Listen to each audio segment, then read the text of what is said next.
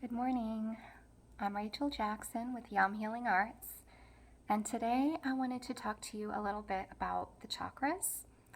And I recently wrote a piece on harmonizing between personal power and empathic heart. And I wanted to talk to you a little bit more about these two energy centers and the threshold between them. And if you aren't familiar with the chakras, maybe this will help you relate to what I'm saying a little bit more and give it a more holistic perspective. So I remember when I first learned about the chakras from one of my yoga teachers back in Newport, Rhode Island.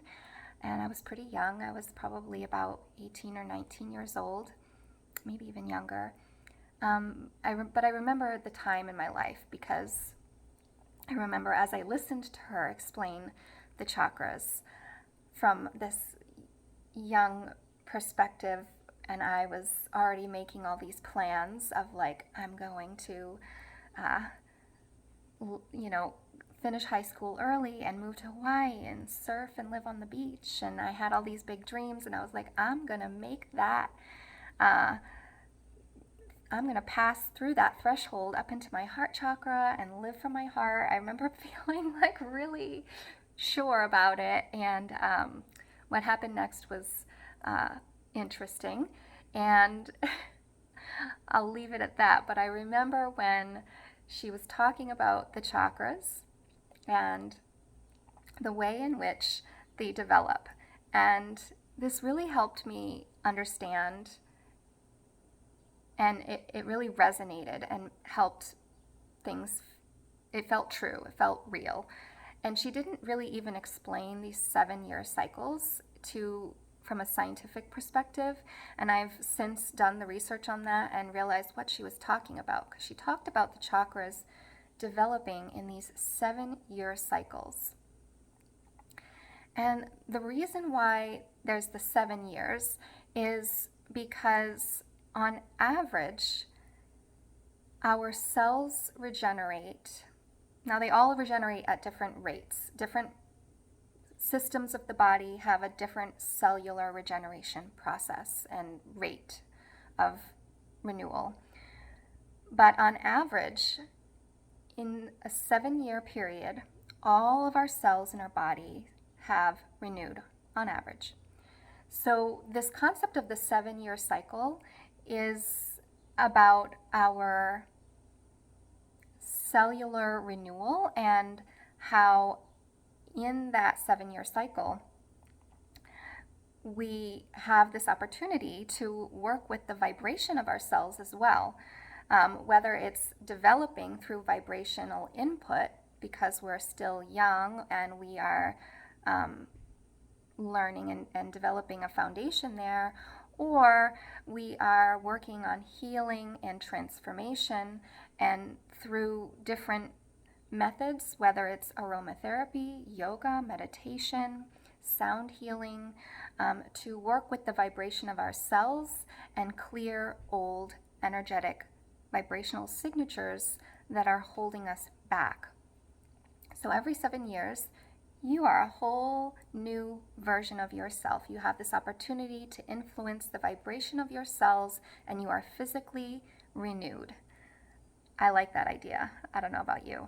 But this concept of the 7-year cycle. So when we talk about the chakras, we'll start with Muladhara chakra, the root chakra, that first chakra. And the first 7 years of our life, thinking about what it is that we are learning in those first 7 years. We're learning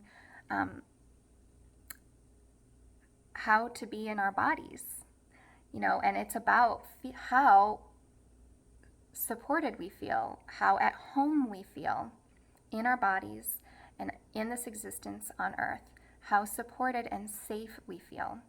It's very survivalistic, that first chakra. As we move up into the second chakra, the second 7 years of our life, from 7 to 14, on average, I'll keep saying that, it's not a specific, like, boom, now you're in second chakra.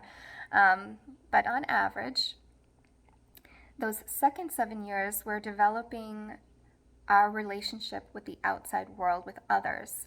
So this is about relationship with our parents as we start to make friends, as we start to maybe go through our hormonal change and develop a relationship with our sexuality and our intimacy in that way. And it also can be about relationship with money.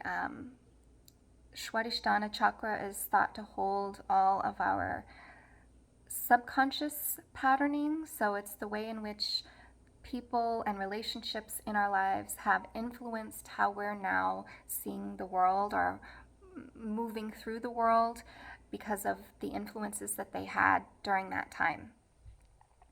When we move up into the third chakra at the navel center, this is our power center, Manipura chakra. This is an energy center that's concerned with and relates to our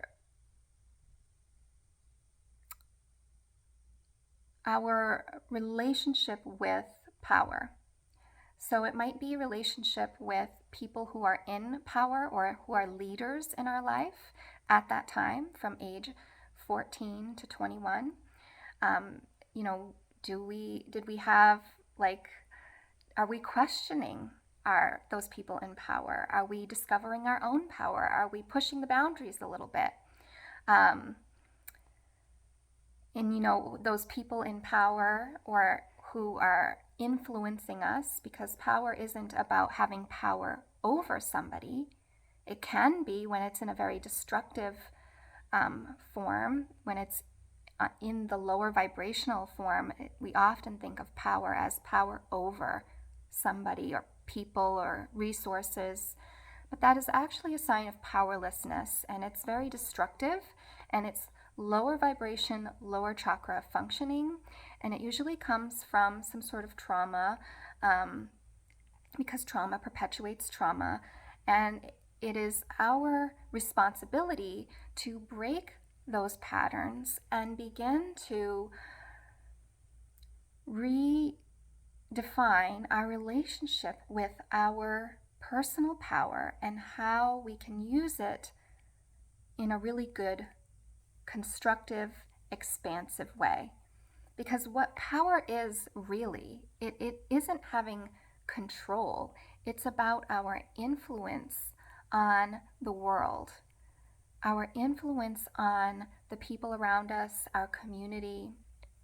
This actually, there's some great research from a social scientist named Dakar Keltner, who wrote the book The Power Paradox, and he talks a lot about power constructs and researches this, and that power is actually your capacity to make a difference in the world, and positive or negative. So is it expansive? Is it life-giving? Or is it destructive? Is it life-depleting? That which is self, that which is not self. And this is part of how we distill our Dharma and distill ourselves, our self-evolution and our self-transformation. And there's actually a sub-chakra between our Manipura chakra and Anahata chakra, between navel center, personal power, and empathic heart. And that sub-chakra really represents that threshold. And I remember my teacher talking about this threshold, that she said that there will be an opportunity, usually around this age, around age 21, like early 20s, where you will start to recognize your heart's purpose, and you'll have an opportunity to transcend up into the heart. Now, this is not as easily said as she made it sound when I was, 19 years old, listening to her with starry eyes, feeling like I was about to make my transcendence up into my heart and go live in Hawaii and, surf all day and live from my heart. And, I hadn't really done the deep work. I was still functioning from, the lens of my emotional programming, and I hadn't really gotten that cleared out. so that I was ready to move up into my heart in this really holistic and grounded way. So there was a little bit of trauma around that for me, and it's been a journey. It's the way in which we pendulum swing. It's part of the process as we start to. But it was important. It was an important step, and I'm going to talk more about this and bring you some more information. But this sub-chakra is really important. Kalpataru, it's also translated as the wish-fulfilling tree. And I feel like it's really important right now as we're in this season of late summer and working with this energy center of our digestion and our the earth element, and grounding our sense of the ideal, our heart's purpose, and what feels really aligned with our heart, and grounding that in to an earthly expression that is sustainable and that will bring us the fruits of our labor, that will nourish us for years to come on every level of our existence, and it will feed that nourishment out into the world. And this is the beautiful thing I really want to talk about when it comes to harmonizing personal power and empathic heart. And I'll leave it at that, and I'll keep leaving you some more inspirational content here, because I shared a couple of essential oils that are really good with working with this bridge point, green cardamom and hyssop, in my newsletter, and you'll see them on my website highlighted right now. So you can go over to yumhealingarts.com and check that out if you're interested in transformational sacred aromatherapy as part of your process. And I'll also be bringing you some more tools out of my toolbox that has helped me work with clearing my chakras and chakra links, working with conflict resolution according to Patanjali's Yoga Sutras, and some different skills that I've learned, emotional freedom techniques, and yoga nidra, and so much more. So I hope you enjoyed this video, and let me know if you liked it, and I'll keep making more content for you and going a little deeper here. I want to know though, what is the area of your life that is most affected by this dynamic between personal power and empathic heart? What are your challenges? Is it in work?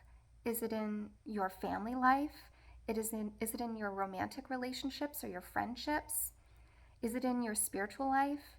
What area of your life is most affected by this? I'm really curious. Let me know. Thanks so much for watching. Namaste.